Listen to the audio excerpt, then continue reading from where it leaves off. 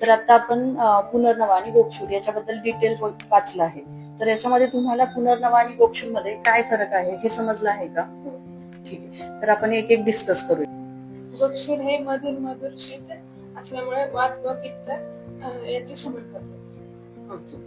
आणि पुनर्नवा हे कटू उष्ण असल्यामुळे कफस विकारावर काम करते. गोक्षूर हे शरीरामध्ये क्लेद वाढवून मूत्र चालते. तर पुनर्नवा हे क्लेदाचे पाचन करून मूत्र करते. ठीक आहे. धातूंवर कसं कार्य करतं? गोक्षूर हे शीतवीर्याने रसरक्तगत पित्ताचे शमन. पुनर्नवा हे उष्णवीर्याने रसरक्तगत क्लेदाचे शोधन करते. आता तू सांग की गोक्षूर आणि पुनर्नवा आपण कोणत्या कोणत्या व्याधीमध्ये आणि कशा कशा सोबत त्याचा प्रयोग करू शकतो? गोक्षूर आणि पुनर्नवा हे दोन्ही पण शोथ मध्ये युज करू शकतो.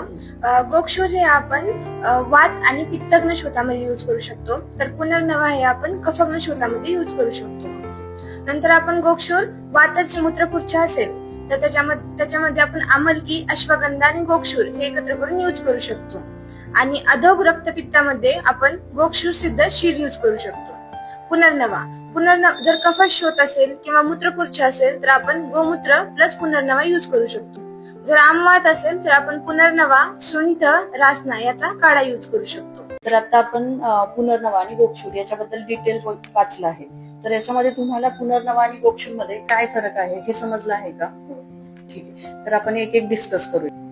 गोक्षूर हे मधुर शीत असल्यामुळे वात व पित्त याची शमन करते. ओके.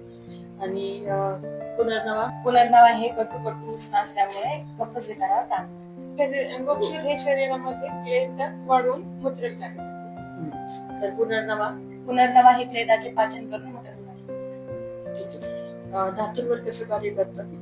गोक्षूर हे शीतवीर्याने रसरक्तगत पित्ताचे शमन. पुनर्नवा हे उष्णवीर्याने रसरक्तगत क्लेदाचे शोधन करते. आता तू सांग की गोक्षूर आणि पुनर्नवा आपण कोणत्या कोणत्या व्याधीमध्ये आणि कशा कशा सोबत त्याचा प्रयोग करू शकतो? गोक्षूर आणि पुनर्नवा हे दोन्ही पण शोथ मध्ये युज करू शकतो.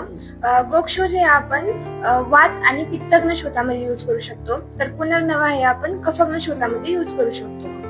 नंतर आपण गोक्षूर वाताची मूत्रकुर्च्या असेल तर त्याच्यामध्ये आपण आमलकी, अश्वगंधा आणि गोक्षूर हे एकत्र करून युज करू शकतो.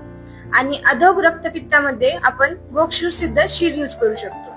पुनर्नवा जर कफात शोथ असेल किंवा मूत्रकुर्च्या असेल तर आपण गोमूत्र प्लस पुनर्नवा युज करू शकतो. जर आमवात असेल तर आपण पुनर्नवा, सुंठ, रासना याचा काढा युज करू शकतो.